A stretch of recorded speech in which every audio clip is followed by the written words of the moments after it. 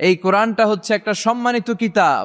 বাল হুয়া কোরআনুম মাজিদ সবাই পড়েন, বাল হুয়া কোরআনুম মাজিদ মাজিদ ফি লাউহিম মাহফুজ।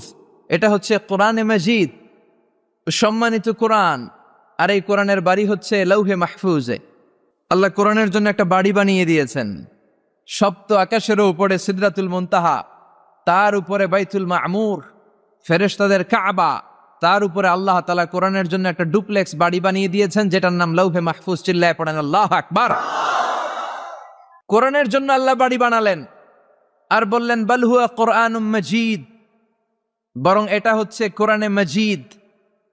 কোরআনে মাজিদ নামটা কেমন লাগে? রফিক ভাই এখানে কি লেখা পড়েন? কোরআন। কোরআন শরীফ আপনাদের এখানে লেখা কোরআন শরীফ, কিন্তু আল্লাহ বললেন বাল হুয়া কোরআনুম। মাজিদ। আফসোসের বিষয় হচ্ছে আমরা আমাদের এই বাংলাদেশ সহ ভারত, পাকিস্তানে এই কোরআন আল করিমকে, কোরআনে মাজিদকে কোরআন শরীফ বলে বেশি অভ্যস্ত।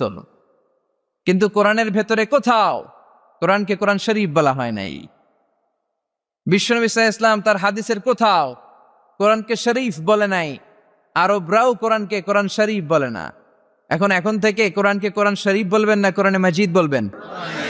আল্লাহ বললেন বাল হুয়া কোরআনুম মাজিদ ফি লাউহিম মাহফুজ। কত চমৎকার চমৎকার নাম আল্লাহ তাআলা কোরআনের ভেতরে কোরআনের জন্য দিয়েছেন।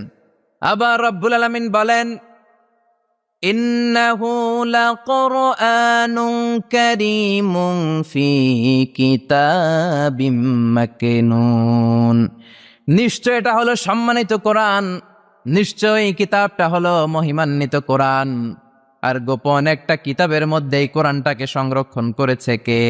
আল্লাহ।